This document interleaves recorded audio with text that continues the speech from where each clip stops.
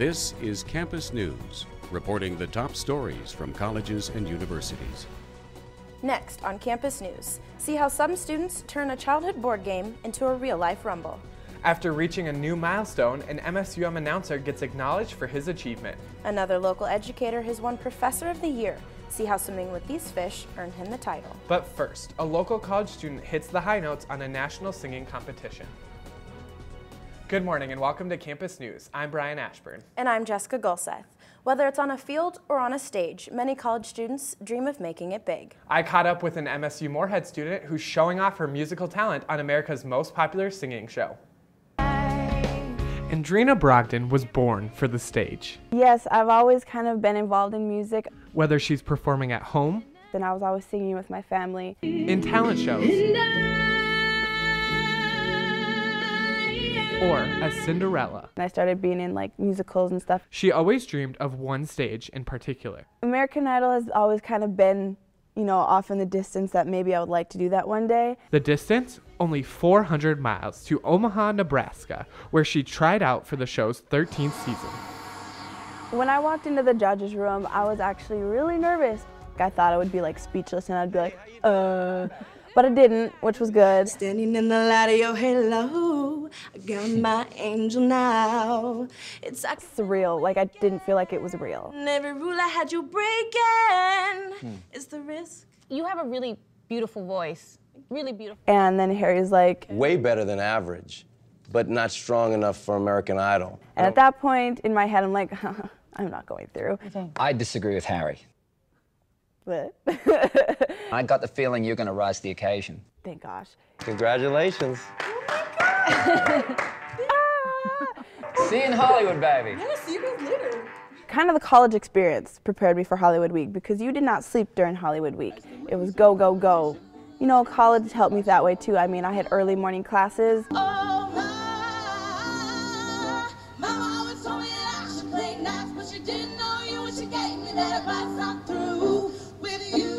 The judges weren't through with Andrina. She breezed through group auditions to make it to the top 77. What?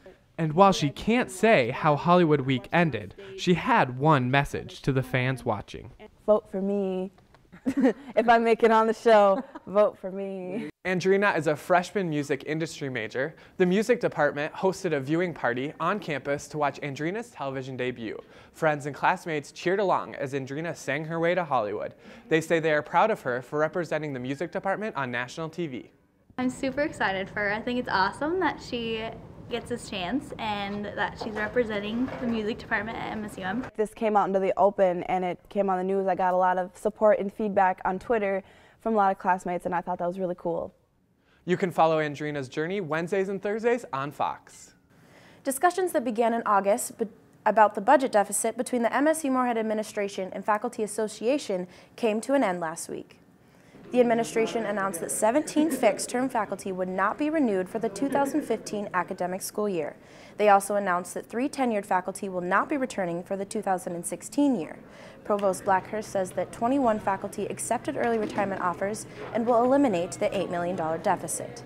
In an off-camera interview with Faculty Association President Ted Graysick, says the association doesn't know the final decision by the administration and specifically asked the administration to issue a final decision. Rather than making them across the board and kind of gutting all of our programs, trying to cut in the places where there was evidence that maybe student interest had declined or there were other factors that meant the program was not as viable. The administration announced that 5 low enrollment programs will be phased out, but will be creating several new master's and bachelor's degrees. The life of a student can be a busy one with work, classes, and homework. Reporter Doran Schreier tells us how, for some NDSU students, finding that place to call home can add even more stress. As the largest university in the Fargo-Moorhead area with around 14,000 students, you might wonder, where do all these people live? We have such limited apartments on campus. As a student senator representing apartment-style living, Michelle Savageau knows on-campus housing is an issue. It is so limited. I think only about 55% of students can stay on campus right now. Meanwhile, one of the on-campus options, I heard it was kind of a little bit beat down. Beat down and cheap. For 3 people, it's $186 per person. And with that price tag comes a catch. There are some pest problems at University Village. The NDSU student newspaper says the pest problem includes cockroaches, rodents, and bed bugs. Heard about it on the news last week, but we've never had any issues with that personally. However, University Village is a place where NDSU is looking for alternative options. They are working on like a kind of a multi-phase step where they'll possibly demolish University Village. But not everyone wants to see it torn down. I would recommend University Village. With photographer Jessica Gulseth, Jordan Schreier, Campus News.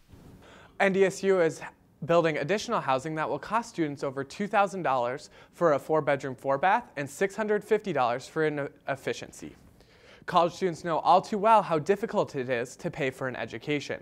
The Obama administration says more than 100 colleges and universities promise to aim more donations at low-income students. Carolyn Zarin, the Director of Scholarships and Financial Aid at MSUM, says her department provides opportunities and assistance to their students. One of the questions we often have from students is, my parents aren't able to help me. How do I manage this? Then we dig down into our available resources and our tool chest and work with the student in finding ways to help solve their particular situation. The Obama administration is doubling Pell Grants, reforming student loans, and reducing college costs to improve the overall value of education. An MSU biology professor is being recognized for Minnesota Professor of the Year. Ariana Babcock shows us how he's not only passionate about teaching, but also the subject. $200 worth of their local currency. When students get Brian Wissenden as a teacher, they have a simple way to describe him. Amazing. And he's very, the very first day I went up and I talked to him, and he's very personal with you. He gets to know you. He knows everyone in the class on the first day. The students aren't the only ones to notice his passion for teaching biology, as the Carnegie Foundation named him Minnesota Professor of the Year for 2013. As Dr. Wissenden stays busy in the classroom, he is most passionate about the research he performs in the 3 aquariums on MSUM's campus.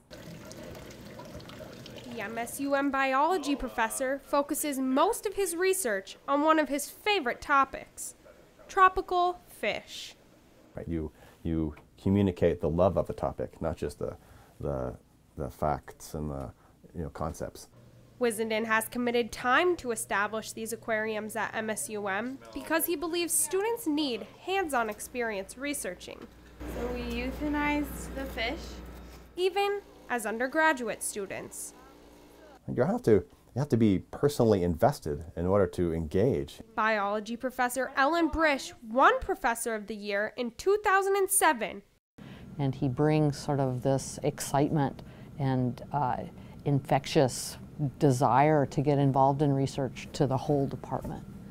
He says he will know he has succeeded when a student remembers his lessons and their research 10 years down the road. With photographer Kyle Wahlberg, Ariana Babcock, Campus News. Professor Wissenden is the 3rd professor in the MSU Science Department to win this award. A literature class in Missouri is trading Shakespeare for sheet music to look at poetry in a whole new way.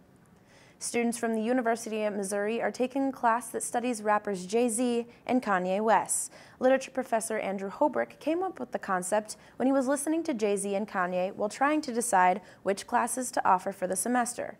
The course focuses on how the history of English poetry affects rap. Hobrick says he wants to open students' minds to see rap music as a form of poetry. Many students rely on a fresh cup of coffee to caffeinate their day. Reporter Jocelyn Horstowski brings us to a classroom that's making those mochas in order to learn more about business.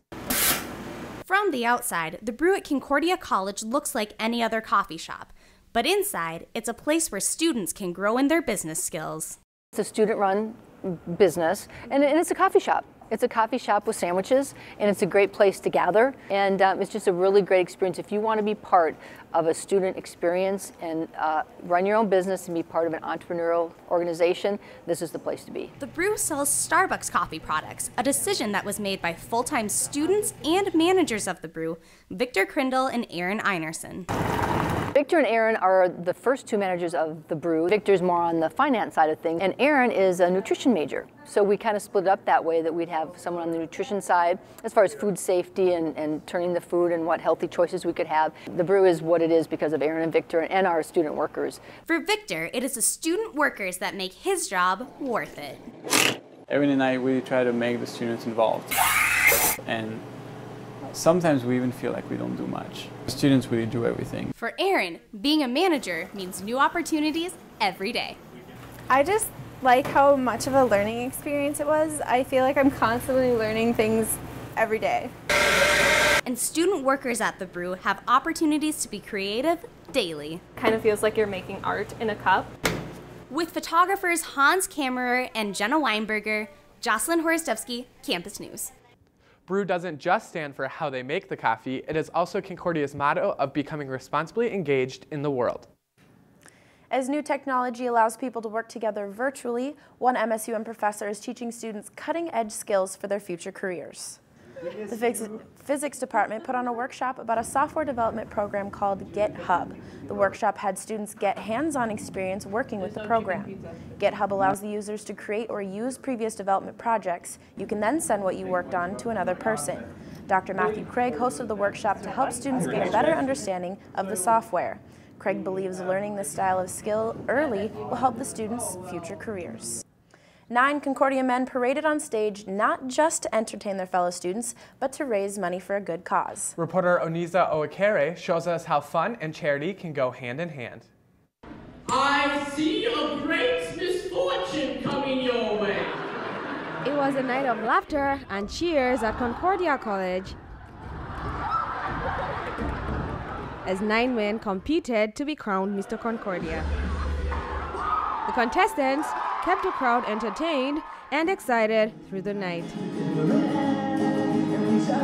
While it was a fun night for the contestants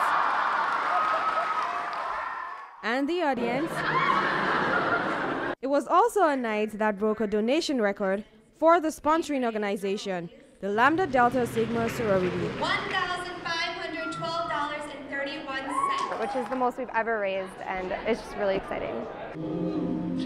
The money raised is going towards the local YWCA. LDS has felt a strong tie with the YWCA, and I think that this is just a fun way for us to connect campus with our mission as an organization.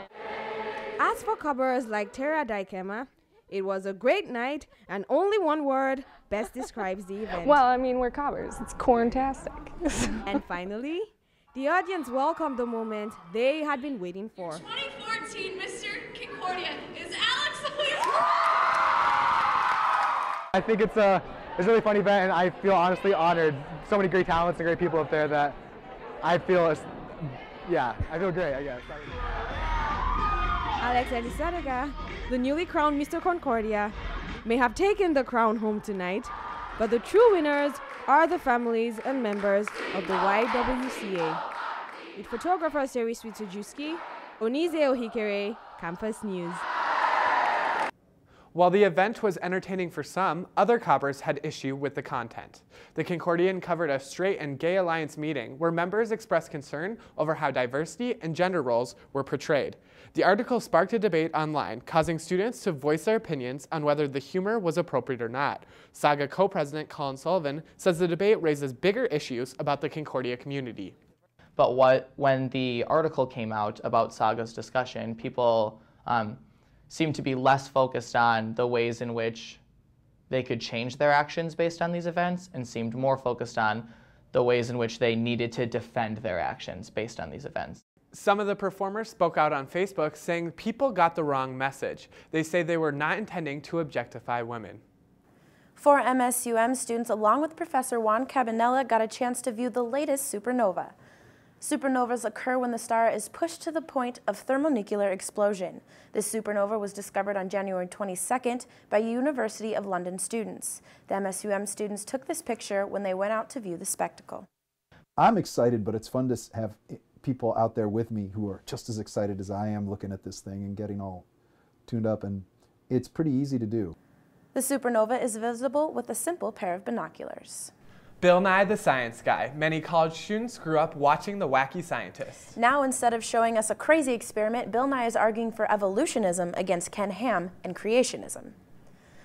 The Bible versus science debate quickly turned into a hot topic on social media. At one point, the top 4 trending topics on Twitter were related to the debate. Nye and Ham were each given 5 minutes for opening statements, followed by 30 minutes to give arguments with supporting pictures and charts. Ham organized the debate to challenge the evolution of man theory accepted by scientists. The debate took place in Petersburg, Kentucky, in Ham's Creationism Museum. The two debaters had never met before the event. More than 5,000 clothing items from the past century are resting at NDSU. The Emily Reynolds Historic Costume Collection includes dresses, dolls, and hats that aged more than 80 years. Handmade lace was first featured in the 1600s and was worn as a status symbol. Nowadays, lace is not seen as prestigious. This was our chance to kind of go back into history to look at the different appreciation and how the fact that it took so long to make in the 16 and 1700s made it so valuable. The free exhibit will be held at the Family Life Center at NDSU through February 28th. Vitamin C is known to help battle colds, but a new study shows it can battle an even bigger illness, cancer. Research published in the Journalism of Science Translation Medicine tested a special formula of vitamin C to enhance chemotherapy while reducing the side effects. The University of Kansas ran its own tests on 25 women with advanced ovarian cancer and found this formula killed the tumor cells faster. Researchers say they need to test the formula on more women, but so far the results are promising. With the windy days and cold nights, some students have trouble finding activities that are both fun and a good workout. Reporter Oniza Oekere shows us how one event at MSUM has students doing both, all while causing a splash. Unique costumes, laughter, water, and just pure fun. Put that together and the result is a great event. This is Dragon Frost's Battleship. I was hanging out with my friend and she said, Battleship is happening. And I said, what is that? And she was like, I don't really know. And I was like, let's go. And she was like, okay. Battleship is a contest at MSUM that has a unique beginning. What I wanted to do was take the board game, and bring it into real life. We put 4 canoes in a pool, 4 people in each canoe, and the object is to sink the battleships. 1, 2, 3, USA! Teams had the chance to flaunt their creativity as they came up with names for their groups. Our team name is H2, oh yeah, like the Kool-Aid guy on my shirt. As for the audience, they remained entertained as the contestants battled and others dived into the pool for the fun of it. Battleship is organized by Intramurals in partnership with the Dragon Frost Committee and other organizations. Students seem to love it. We might do some fun twists to it. We might add 6 boats. We might do some deep end battleship, So throughout the years, I think it'll change, but I think it'll always be there. For a few of the contestants, a single word can perfectly describe how they feel about the contest. Excitement. Champion. Adventurous. But for many other students, it was simply a night to forget about the low temperatures outside and just have some fun. With photographer Naoya Uchida, Onizio Hikere, Campus News. This is the 4th semester since Battleship began. Organizers hope to make the game a regular event. And now we turn it over to Kenny Buck for a look at this week's sports. So some big news kind of coming out of the football world this week. We have a college football player that is doing something that has never been done before.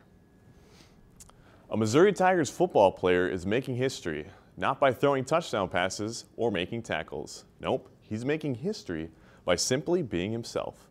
All-American defensive end Michael Sam of the Missouri Tigers has announced to the world he is gay. Sam is a senior at Missouri, looking to become the first openly gay athlete in the National Football League. The Southeastern Conference Defensive Player of the Year says he's not afraid of who he is and wants the world to know who he is. Sam is declared for the NFL Draft, and ESPN.com has him projected as a mid-round pick. It's that time of year again when schools and fans from around the country gather to find out their new additions to the athletic programs. At Fargo's Ramada Crystal Ballroom, the North Dakota State University Bison and their die-hard fans got together to celebrate Signing Day. There was plenty to go over as the Bison team makers met and talked about their passion, Bison athletics, and the newest members recruited to their school. Bison football, the main event of the evening, shed light on the new coaching staff as well as the 29 new recruits scheduled to share their talents this upcoming season. They're all of great character, and that's something that we really focused on. We're trying to find guys that were great character kids that could understand how to do things the Bison way. It's a proven fact that these kids, if they stay, they'll be champions. The NDSU team is fresh off of winning their third national championship and recently said goodbye to former head coach Craig Bohl as well as 24 seniors. A former Minnesota Mankato football coach who was fired for suspicion of child pornography is returning to coaching. The Minot State University Beavers hired Todd Hoffner to coach for the 2014 season. Hoffner has already addressed his team, saying it feels good to be back. Minot State Athletic Director Rick Hedberg says the school checked into Hoffner's past before giving him the job and couldn't find anything that would deter them from the hire. A judge dismissed Hoffner's charges of child porn. While working on football-related things, Hoffner's children came down after a bath and asked him to record them on his cell phone while they acted playfully. Hoffner maintained his innocence throughout the investigation. An MSU professor has spent hours behind a microphone at countless events in our community, and he's being honored for his dedication and talent. Reporter Haley Foster has more on why he is being recognized for his achievements. It's another Dragon basketball game, and Dave Tack is sitting, comfortably but focused at his courtside perch. He's busy pre-gaming, getting ready for the big show, the game. In this case, it includes going through the names of the players and the little chunks of script he will be using throughout the evening. But he's not complaining. You go to sports like basketball, and that's super up-tempo. I mean, you cannot stop to scratch your nose because there's something going on of which you're constantly announcing. Tack is the on-site PA announcer for MSUM football and men's and women's basketball. The National Association of Sports Public Address Group is recognizing him for his key role in over 1,000 athletic events. So I was announcing basketball and wrestling and hockey and track and field, and I mean, I was doing a million events. That's not all. In addition to that, and his teaching duties as an education professor, Tack does PA work for Fargo Public Schools, the Minnesota High School League, and even crosstown rivals, the Bison. A busy schedule? You bet. But after 21 years, would he like to back off? Not a chance. That's a relatively short amount of time to do that, those 1,000 events, but I mean, it'll take a while to get to that 2,000 mark, but hey, if I still have a voice and people still want me to be a part, I mean, I know regardless, I'll still be at the games. 1,000 and counting. Haley Foster, Campus News. Tack started his announcing career here at MSUM as a freshman in 1992. MSU Moorhead is launching a new application to keep students, athletes, and alumni up to date on all things Dragon athletics. The Dragons app puts scores, highlights, and live streaming audio and video at your fingertips. It also features calendars and news updates to keep users informed of upcoming events. Live content is key with this thing. You can get live video, live stats, live audio feeds in one easy to find place. Use it to engage our fans and give them a game day experience like they've never had before. The app is free and now available for both iPhone and Google platforms. Have you guys downloaded the new Dragons app yet? You know, Kenny, I haven't, but if it's free, I'm in. Better get on that. MSU Moorhead art students step outside the classroom and outside their comfort zones. I spoke to students who are completing their assignments in an unusual way. Round cheeks, long noses, and big glasses are just a few of the exaggerated features these artists are drawing. The students in this class are picking up their pencils to draw caricatures for their assignment. Well, for intro to illustration, it's an experiment. Letting these kids try to get out there and just try their hand at making some art. It's a standard part of our curriculum, so it's one of probably 6 or 7 assignments that they go through. The art students are drawing as many faces as they can during their class time. Peers get to pick any artist to draw their caricature. Some were hoping for a masterpiece, and others not quite as much. I expected just something informal, quick, and here this girl, the first one that I sat down with, she had a full-blown conversation with me while she drew me, and it was over within 5 minutes, and I think the piece turned out incredibly so. The students kept coming, and the creative juices kept flowing.